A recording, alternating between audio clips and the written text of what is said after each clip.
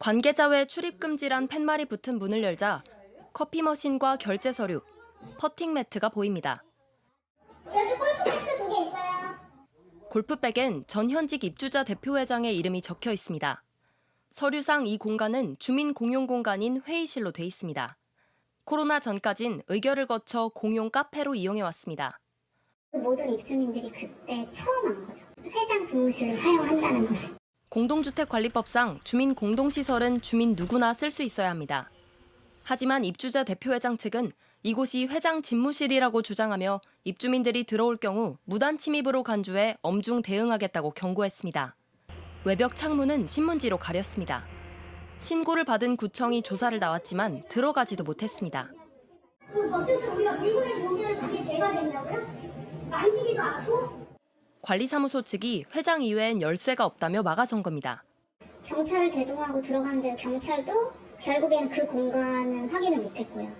전직 회장은 폐쇄된 공간을 간간히 회의실로 썼고 골프백은 잠깐 둔 거라 해명했습니다. 하지만 취재가 시작되자 밤사이 회의실에 있던 물건을 옮기는 모습이 포착됐습니다.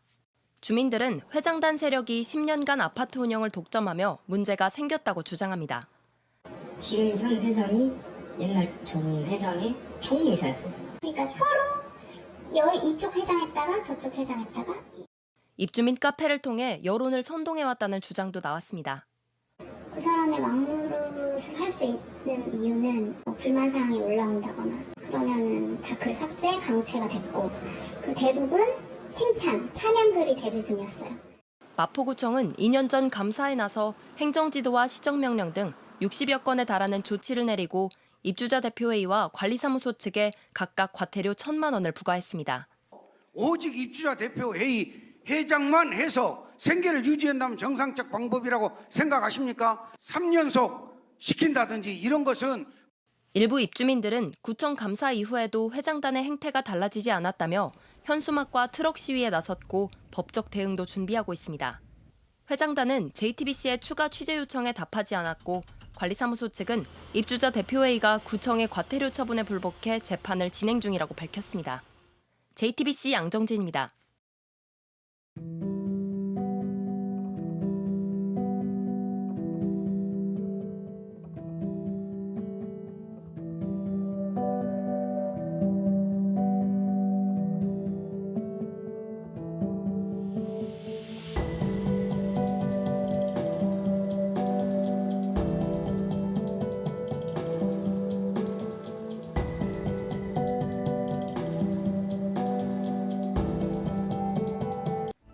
지난달 12일 인천 영종도의 한 아파트 놀이터에 경찰이 출동했습니다.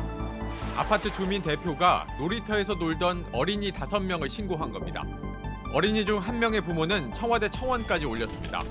주민 대표가 남의 놀이터 오면 도둑인 거 모르냐며 기물 파손으로 경찰에 신고했고 아이들을 관리실에 붙잡아뒀다고 주장합니다. 해당 주민 대표에게 당시 상황을 물었습니다. 주거 침입죄도 될 수 있고 만약에 이것이 주거 침입죄가 되면은 이게 도둑놈 같이 효과가 있다는 걸 제가 얘기를 해준 거예요. 아저씨 말이 맞는지 안 맞는지 나중에 경찰에 오면 내가 한번 물어봐. 주거 침입죄라는 주장 과연 맞을까?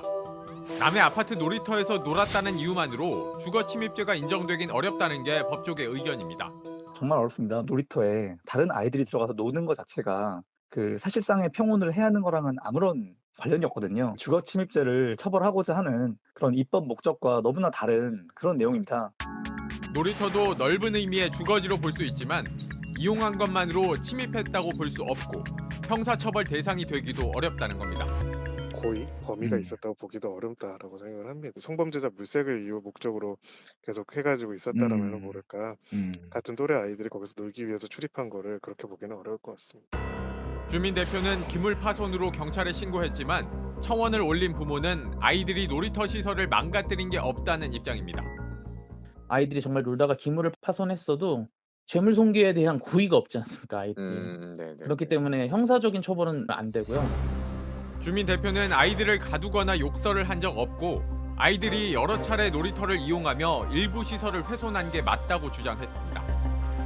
팩트체크였습니다.